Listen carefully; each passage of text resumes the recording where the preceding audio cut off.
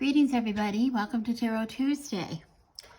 I had a really fun comment on one of my videos that I did a while ago on a 9-spread tarot, the 9-spread tarot reading that I love. It's one of my favorite tarot readings. And I will link to that video down below. But I had a really fun comment. I have a lot of wonderful comments, and I appreciate all of them, by the way. I don't have time to answer them really, but I do read them, and I appreciate you all so much.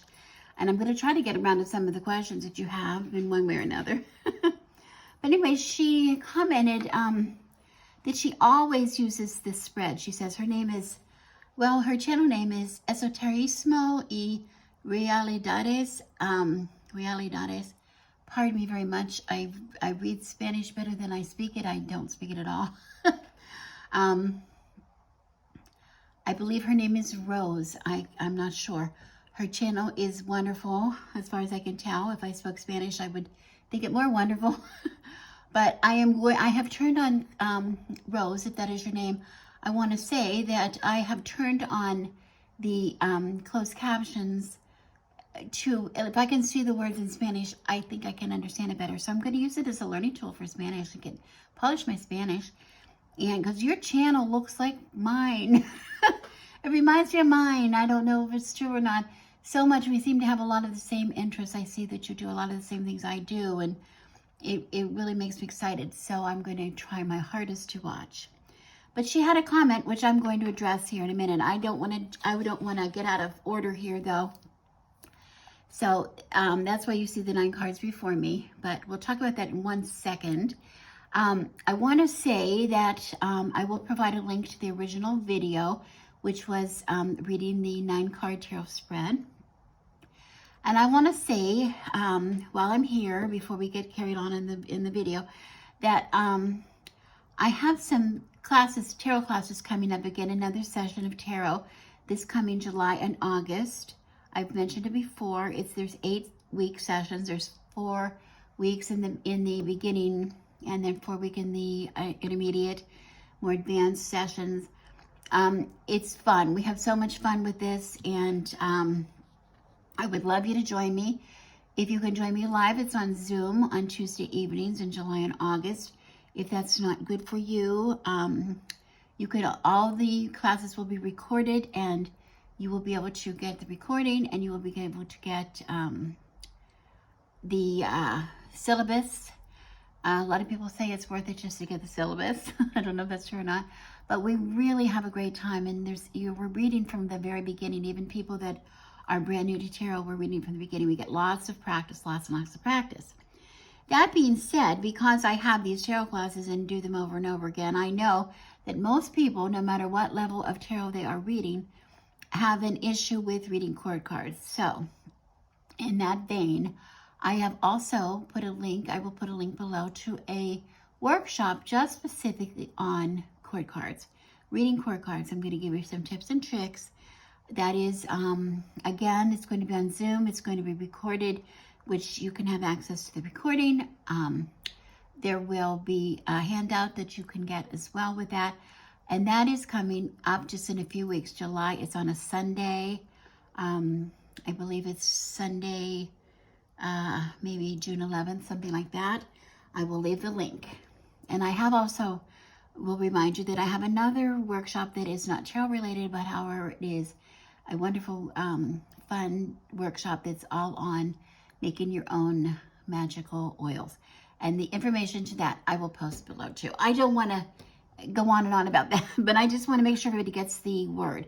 I had in the very beginning a little issue, of course, like I always do with the with my links, but I think all the links are working. PayPal should be working perfectly fine, and if not, you can get in touch with me. But anyway, I thought this is sort of a bit related, because anytime I do any kind of a reading, I have people asking about the court cards, and so I wanted to make sure I got that out. But back to the 9 card. Now, Rose, and again, I apologize, Rose, if that's not your name, says this is a reading that she does all the time, but she does a little different than I do it. Mine was sort of freestyle, right? I don't really ask a lot of questions. And she, I don't think, does either, but she does have this interesting concept that she starts out with a diamond, an internal diamond here, with these 4 cards, I believe. And so she has them all down, but she begins by turning up these 4 cards that form a diamond in the beginning. Because to her, this is the theme of the reading. So we're going to look at these first before we look at any of the others, and to see what it is. And she calls this the theme and its evolution. So how that theme evolves in this reading. Okay. So she wants to do that. Look at those 4 cards before she looks at anything else. That's really new to me, because you know, if you've watched me before, I turn over every card in the beginning and take a little bit of a run through to see what's there before I start to read.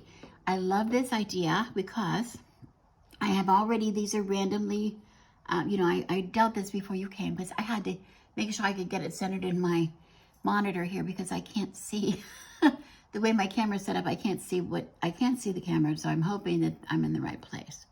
So I had to get this for placement. But we have in this diamond, and I don't know if there's any order to them, but it's for their evolution or whatever. But we can kind of see an order as we look through it, because we start at the top with the 5 of Swords. And the 5 of Swords is in this, and I'm using I want to say before I start, I'm using the Cat's Eye Tarot. And one of the reasons I'm bringing this up is because the Cat's Eye is one of the, I love this, and I have, you know, I have cats, and my cats are kind of having issues. So I'm thinking, what kind of issues do we have going on here? This is the one that we're going to be using in the workshop that we're going to be going, because this is what I'm talking about. When we look at the, here we see the court cards. Here's the Page of Pentacles. Let me see something else. Knight of Cups.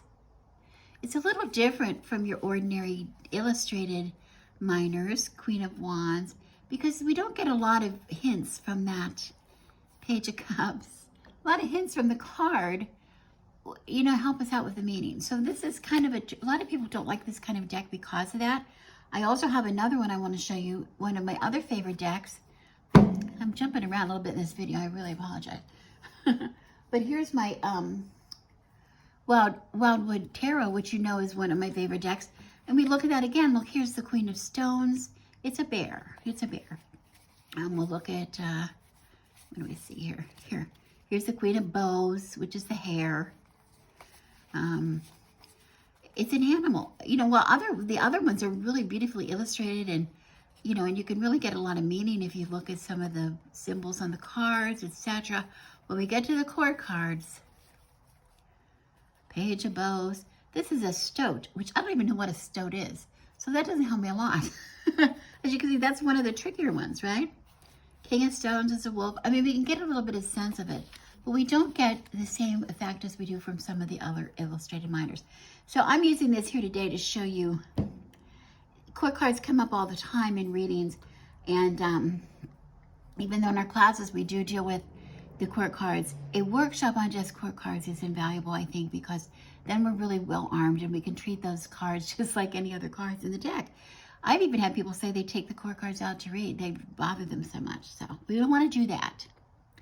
Okay, so that's why I chose this deck specifically to show you how often they do come up, and they do. And we have one right away in the first 4 cards, the King of Cups, which we will come to. Okay, back to Rose's reading. It's not a reading for Rose, but Rose's 9-card reading. The 5 of Swords. The 5 of Swords is about this poor kitty, and I don't know if you can, I hope you can see, but this poor kitty, as it looks to be at the vet, here's some medication and here's a scale, and you see the cat is not happy at all, not at all. It's acting out, and it's acting out of fear or anxiety. And if we think of a typical 5 of Swords card, we see that, like, there's been a fight, but the person in the card that is depicted usually looks like they could go again. They're not ready to give up that fight. And this cat is not ready to give up a fight. It could be very sick, it could be injured, but it summons the strength it needs to still lash out, okay? And the idea is, if it could just let go of the fear, let go of the anger, let go of that, move past it, then they would be maybe able to receive some comfort for their illness or their pain or some treatment for their injury. But right now, it's a fighting battle. It's a battle. The battle is still going on. Okay, so there's some kind of a battle here that we're seeing in this theme. We also see down here in the next row, in the next part of the diamond, we have the Eight of Cups here and the Nine of Pentacles. I don't know if there was an order or not, but the Eight of Cups. Kitty here is walking away. You can see Kitty leaving home. They've had it. Because here, this little boy, who is her little boy or his little boy, has a new puppy. And all the attention is going to that puppy, and that kitty is very sad. And we always see this in the Eight of Cups, that somebody is walking away, somebody's disappointment, somebody's leaving something behind and turning their back on it and just walking away. And that's what this kitty is doing in the Eight of Cups here. Because there's a loss or there's some kind of a disappointment. And the idea is, should you really go away, or can you stay and try to fix some things? Okay? You know, could you give it up a little bit? Could you get over the hurt and the disappointment you feel? Could you get over the pain and the anxiety you feel? We see that this is sort of part of the same theme, isn't it? And then maybe, you know, you won't be so disappointed. Maybe you could solve some of the problems. Maybe if Kitty, you know, just got over it a little bit or stuck around a little more and tried a little harder, maybe this little puppy will grow up to be one of her best friends, which that happens a lot. I have cats and dogs in my house, and they do get along very well after a while, but there's always some transition and jealousy in the beginning. As another part of the diamond, we see the Nine of Pentacles. The Nine of Pentacles. And the Nine of Pentacles is more harmonious, you know, a harmony in the environment. But the harmony in the environment is because no matter what, there's been some kind of success because of all, you have to accept all that goes with it. All that goes with it in that Nine of Pentacles, okay? There's harmony around you, but especially the harmony is around you when you have work to create it, when it is part of what you have done. That's usually the message, and then it's taking pride in what you have accomplished and taking pride in what you have done. You're never going to take pride in walking away. You're never going to take pride in lashing out out of emotion or fear or anxiety. You're not going to fit in and have and come to terms with your environment unless you step back and say, okay, I made some concessions and now it's okay. Now I can feel comfortable. I gave in a little bit. Okay? It's up to you to choose your own definition and accept everything that goes with the success that you choose. Success doesn't come freely. There's always something that you must accomplish to achieve it. You must overcome something, or you must work, you know, it's not an easy road always. Finally, within this diamond, we see the King of Cups, and here's the King. This is the King of Cups. And look at him. See, if you didn't have a good knowledge of court cards, this might be a stumper for you because it's hard to read as a cat sitting there looking at you. I mean, you can sort of guess, but for the beginning reader particularly, it's really hard. So the King of Cups, the energy is all about managing their emotions. You know, Cups is emotions, but by the time we get to the King, he's very mature, right? He's mature. And he can manage it. He's not going to overreact out of his emotions. He's not an emotional wreck like we think it is. Some other emotional cards are. And he's happy. He knows that everybody has to get along. It's not just he has to be happy, but everybody around him has to be happy too. Okay? He has to let go of his feelings and accept the maturity that comes from, you know, letting go of some of your feelings, letting go of your fears, letting go of your anxieties, letting go of your jealousies or your, you know, disappointments or your sorrow. Let go of some of those things and get rid of the drama. Get rid of the drama, and that's where you get your true joy. So we see this, it is a bit of an evolution, isn't it, Rose? And I never looked at it that way, but I think this is lovely how that fits in. And of course, usually, I want to say now, I usually look at the center card because the center card is usually, the card for me is it's a focus.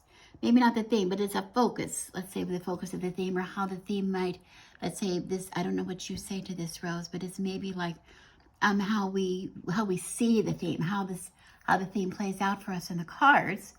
And it also being in the center of the reading, we can go this way, the Eight of Cups, and walk away, or we can go this way and just be content and just, you know, be content and make a choice to just get along, right? This is the balance card, the chariot in the middle, how appropriate that is. And the chariot card is all about control. It's all about control. It's all about discipline. It's all about commitment. It's all about willpower in order to get what you want. Okay, the kitty has a mouthful of feathers. Okay, which can't be good for the bird, but it's fine for the kitty, I guess. But we have to put aside some of these things. There has to be a balance here. That's your balance. Oh, everything's cool, everything is terrible. There's this balance card focusing in this reading. Okay. Now, the next thing she says, there's 2 more points that she makes. She says, after the diamond, she says, the diamond tells about the card with the 2nd card, the 4th card, the 5th card, the 3rd card. That's the theme in evolution. And I think we covered that, I'm pretty sure. If I got the numbers right, that's what I would assume. And then we turn all the rest of the cards over. So then we're going to turn over what we have left. And we're going to see a top row. And we're going to see a bottom row here. And the top row is going to be the trouble. This is the trouble. What is working against? What are the things we have to overcome in the reading? This is the problems coming up in this reading of maintaining this balance, of finding contentment, getting along, or easing the anxiety, the depression, and loss. This is the balancing here. We have the Fool. We have the Fool on one side of the 5 of Swords, and we have the Knight of Wands on the other side. And the Fool, we all know the Fool card. It's starting out. It's at the beginning. It's a new adventure, yes. But the thing about the Fool is no consequence, no thought about possible consequences or whatever. Just the feeling of, I think I want to go out and try it. And here we have the little kitten perched on the balcony here, ready to, I hope you can see that, fighting a little bee. There's a little bee. He's going to swat at the bee. Oh, how much fun it is to swat it, and he's going to get real skillful in being able to hit it and swat it.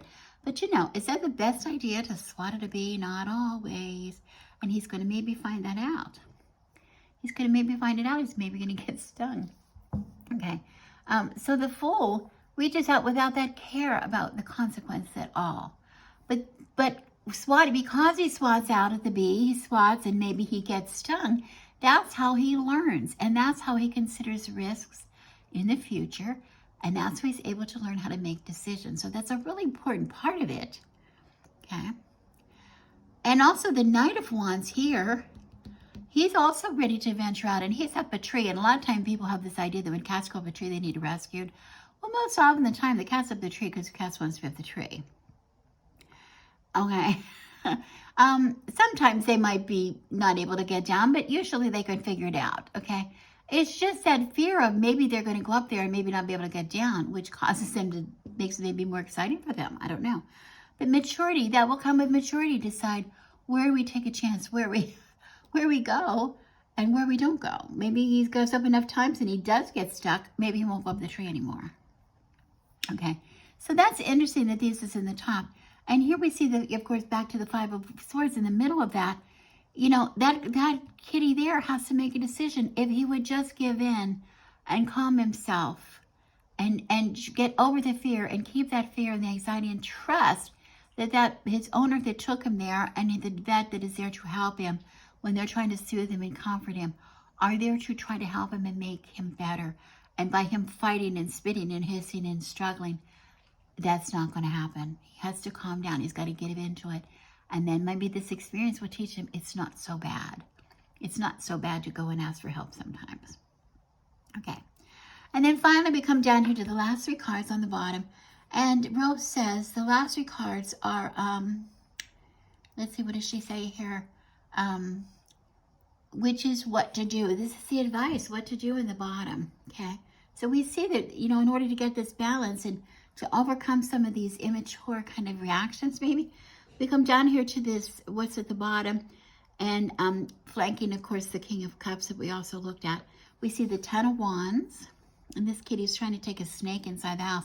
Not always the best idea. It might sound fun, like I'm going to show you what I have here, but it can't be easy to carry a snake. It's long, and he's going to trip over it. It might, if it's alive, it might bite him. It might slither out of his grasp. He might get into trouble when he gets it in the house for sure. If they brought it in my house, there'd be a little bit of trouble. But it's a burden. The 10 of Wands always talks about there might be a burden.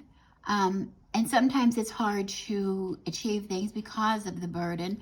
But the burden is temporary. The burden is temporary. He's not going to be, he's either going to let go of this, or somebody's going to help carry it, or somebody's going to convince him not to bring it in at all. It's a very temporary situation here. And so he's going to learn, and sometimes there'll be some other person there to help him and or to show him the wisest course of action. So that's you know, it's not always up to you. It's not always your struggle alone. It's often up to other people. So we need to, and the King of Cups, of course, realizes the maturity of that. And then finally, and I love that the Ace of Swords is at the very end. I love that they come to the very, very end, because the Ace of Swords, usually we think about the Ace of Swords as the beginning of something, But the Ace of Swords here, and notice, we went from up here, the Five of Swords is the only other swords in this reading, which was, oh, this was acting on, he wasn't using his head. He wasn't using his reason. He was reacting rather than using his head. He was just reacting. He was running. You know, he was just running into the situation. Okay, not unlike the Knight of Swords. You know, this is not going to help matters. Here, he could maybe have easily reached out here and maybe caught this bird or spotted the bird, but he's more fascinated here with the feather he got. He has this feather, and he's really kind of fascinated with that. Whether, I don't think he took it. I think he's just using it as, he's just playing with it. He's toying it. He's getting himself together. He doesn't know what he's going to do next, perhaps. And this is about using your head. Using your head, thinking things through. Don't just react and go off on that poor bird. It's not, you know, that's not going to come of anything. You're either going to get in trouble with the bird, or you're going to get in trouble with the person that owns the bird. You're going to get, something's going to go down from that. So just, you know, don't react. Give it some thought.